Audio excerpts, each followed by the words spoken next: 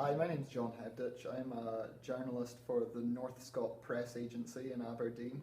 We're a national press agency who work with every national newspaper in Scotland and certain local newspapers in Scotland. We provide words and pictures to these publications for a nominal fee that they pay depending on how much of the words and pictures that they use.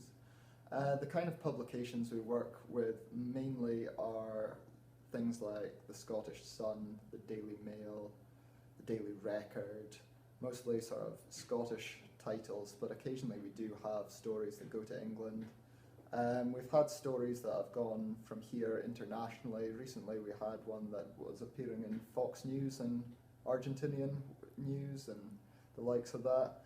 So just now it's 1:30. We've finished most of the rush for the day of getting the stories out because the national newspapers tend to have their conference at 1 o'clock, and anything really filed to them after that they'll tend to ignore.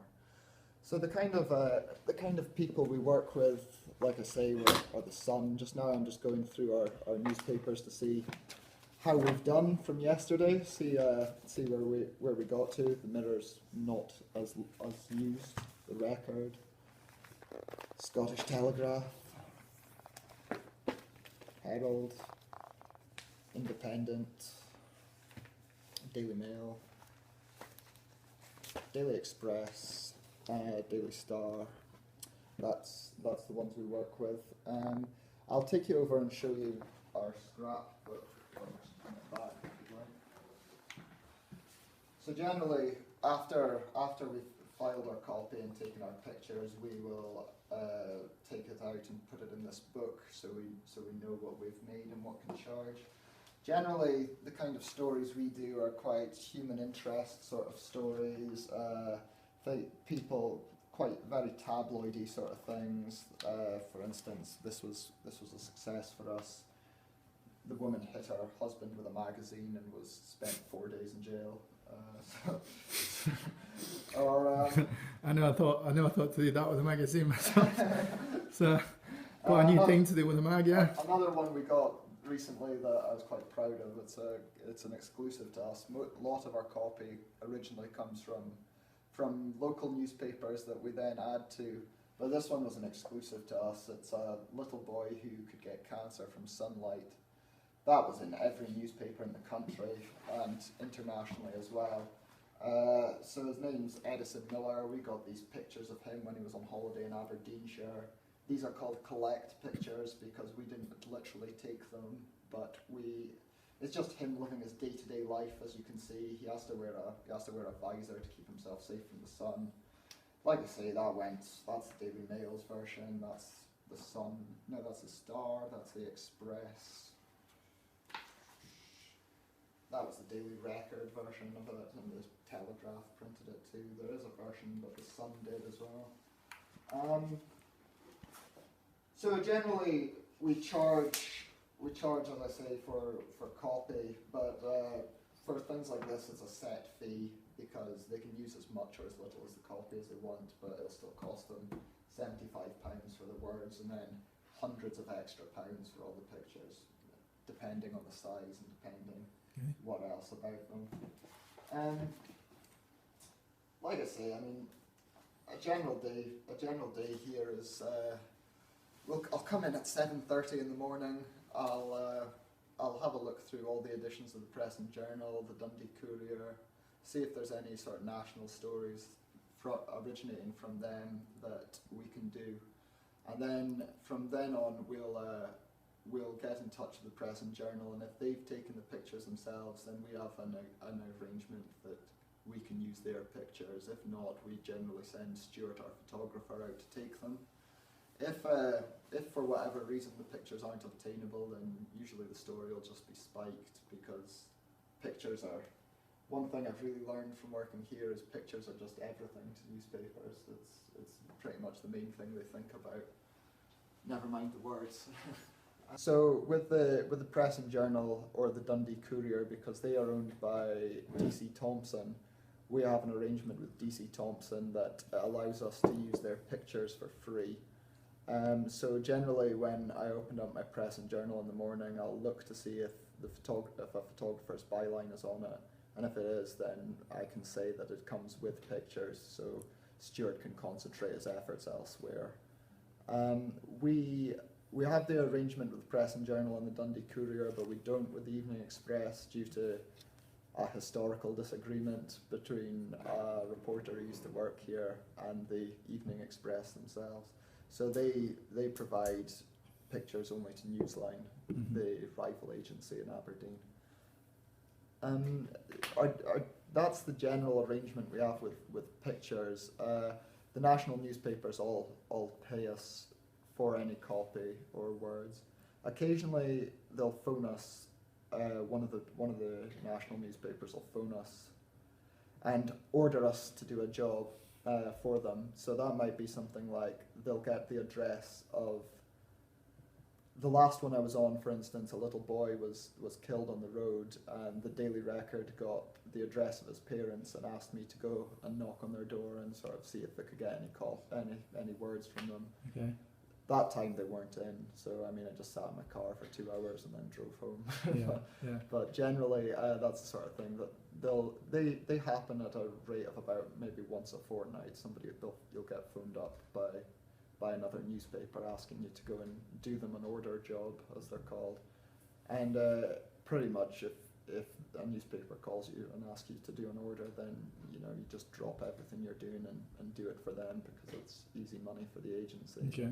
So you kind of 24/7. Yeah, pretty much. I'm always on call, but if I work on a Saturday or what have you, I get a day off in return. Yeah.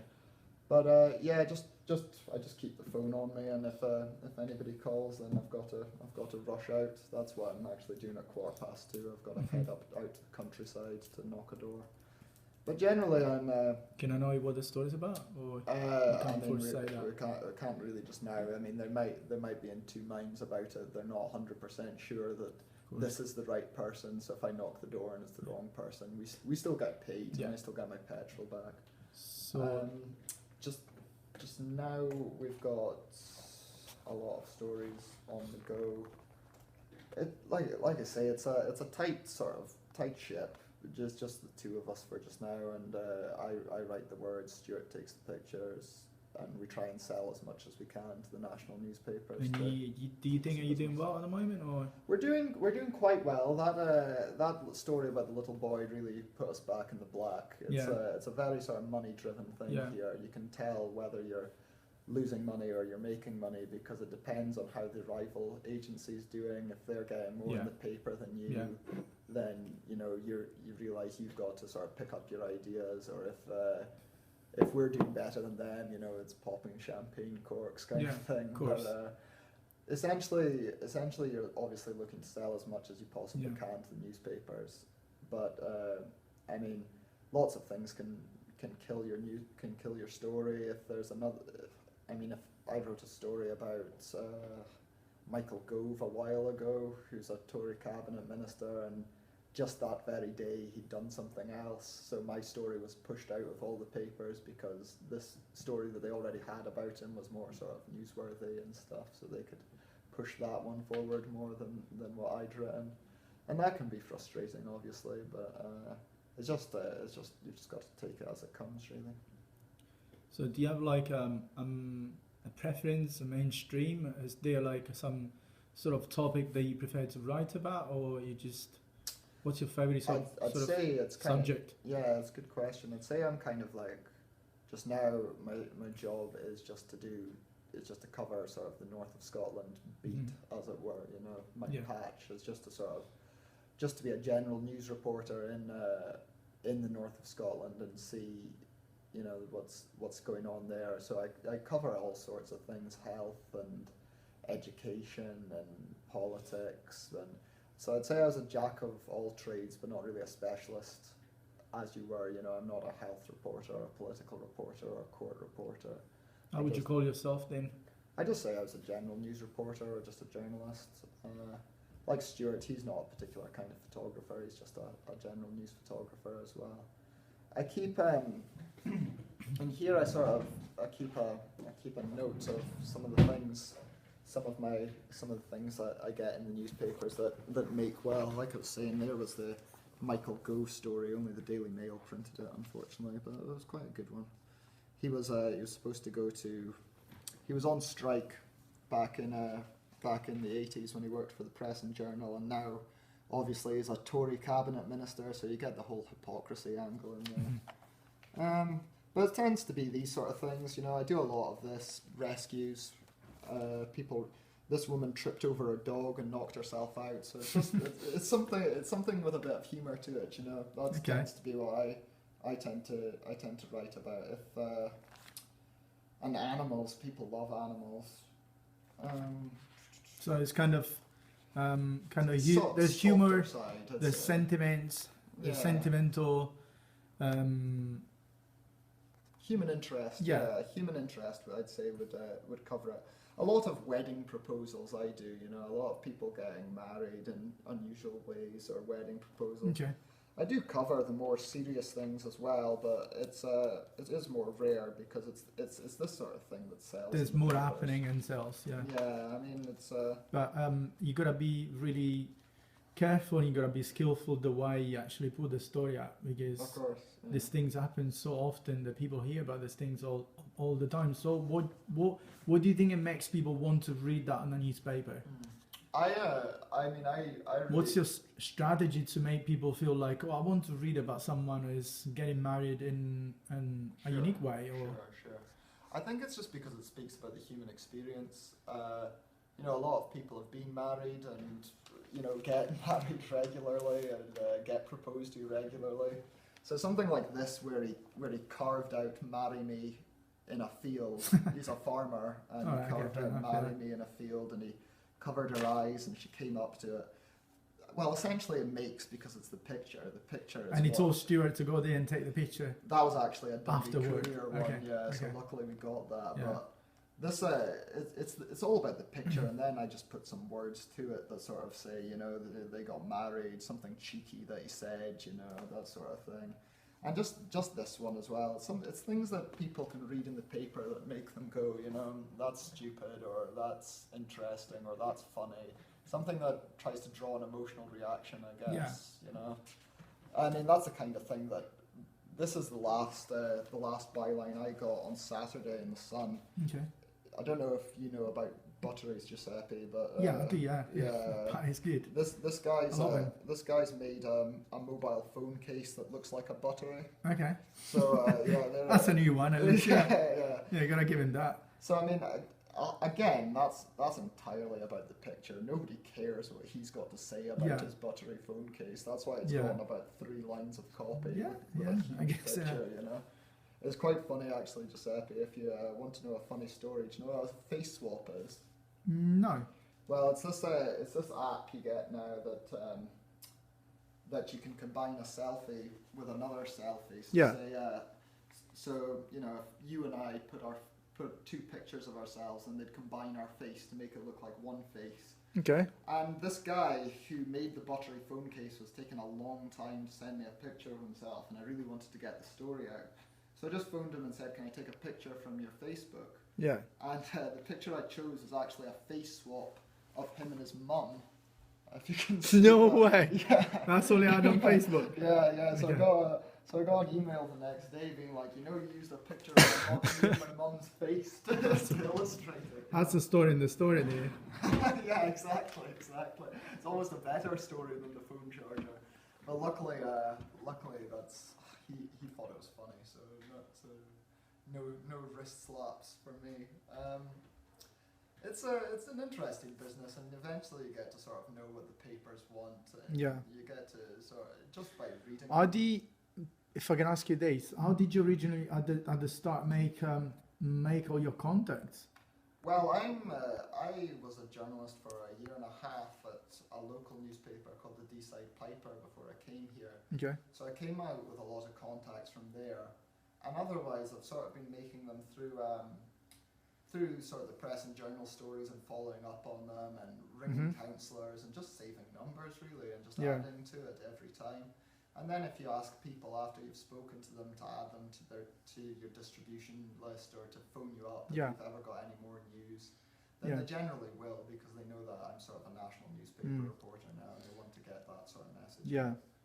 But the papers, the agenda in the papers, you can sort of get used to just after reading them for a certain length of time. I've been here for 9 months now, so you can almost sum a lot of them up in one word. Yeah, like you Daily kind of sex, and the Daily Express is old people and political correctness. Yeah, yeah. And the Mail as well. So other types of stories that always do well are kind of outrage stories, people being angry about something, or some sort of public body that's done something ludicrous. Like there was one a while back that Moray Council were going to install cameras under the water of their swimming pools as a safety measure, so they didn't have to have lifeguards watching them all the time. Which one was this now? What was this? Moray Council. Okay. And so I saw that in the Press and Journal, and then I got in touch with them, and I essentially got in touch with a human rights organisation who said it was ridiculous and an invasion of privacy and stuff. And it's just sort of like that. I mean, you want somebody fight. You can say this is the idea, but you want somebody else to sort of say that's stupid, So you can have them fight almost. A lot of the job is actually thinking of the people who you can get who will oppose something and who will be able to go on the record and say this is a bad idea. Of course. This is the national, struggling, unfortunately, newspaper, The Scotsman.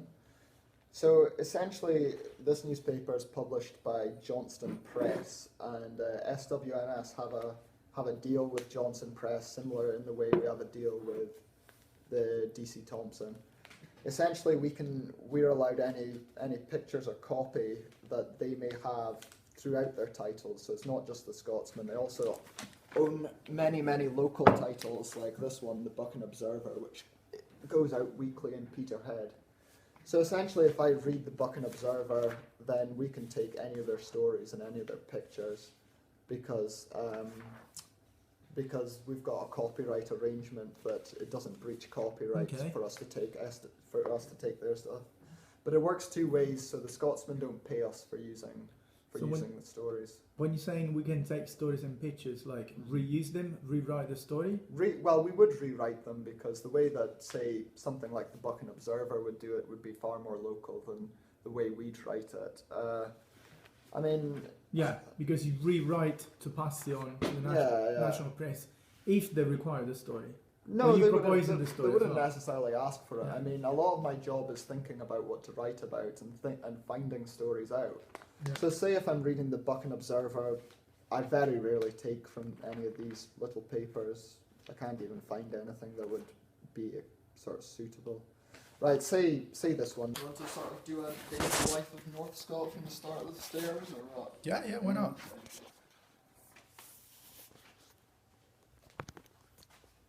Like, what is it that you're putting together, Giuseppe? Is it kind of like a documentary, or? I think... I'm filming. Are you filming me? Okay. I think I'm just going to edit it and just put it together as an informal interview, really.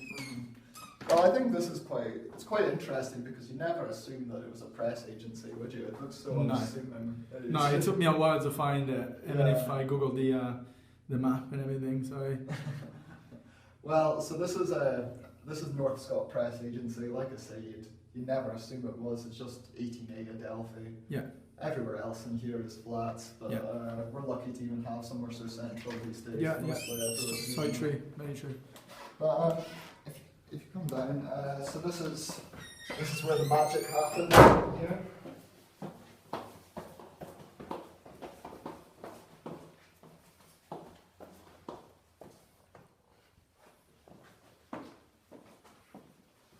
And this is our newsroom.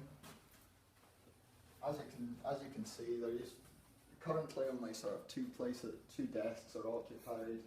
Stuart sits here, our photographer, when he's in, and I sit there. That's my desk. If and when we get another reporter, he'll sit there. But as you can see, it used to be, as with everything in journalism, there used to be many more people employed. Every single one of these used to be filled with people.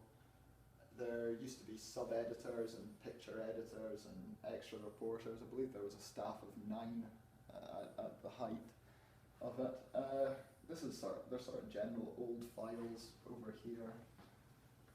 This is where I had my very first interview for the job. And yeah, so we tend to. This is where we keep the newspapers when we've read them and made sure we've harvested them for everything we can get. These are the ones that need to go to the scrap heap. This is our file book where we keep a note of everything that gets in the newspapers. As you can see again, Giuseppe, from what I was saying, you know, it's about an emotional reaction. This guy was paralysed after he caught a cold, so obviously that went into a load of papers because people are reading that thinking, oh my god, please don't let that happen to me. But it's pictures every time. It's pictures every single time. That got in the newspaper because it's a little boy who got beaten up and we got a picture of his face. Nobody would want that if we didn't get that picture of his face all beaten and bruised. How, again, can you explain me a little bit more of the financial part of it? Sure, of course. So who pays you, how they pay you, when do they pay you? Okay, yeah. Okay, so for instance, for this one, Daily Express, that's a page lead because it's called a page lead because it takes up the most of a page. But Daily Express, you know, so now that one's not a good example actually. That's got the wrong byline on it. Okay, so the Sun, it's my byline. It says by John Hebditch. We know it's mine. It doesn't matter how many words there are because of the space it's taken up on the page. That cost them £75 for the words. The pictures cost hundreds of pounds each. I'm not entirely sure. You'd have to probably speak to Stuart for a good level, but I reckon that picture itself is probably about 200 to 300 pounds for that. If we aren't sure that it's mine or if it's not a page lead, then I will find you an example of something like that.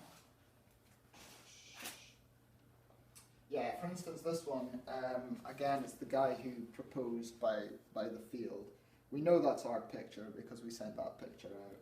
But sometimes they'll rewrite your words a little bit, and you can't charge them if they've rewritten them slightly.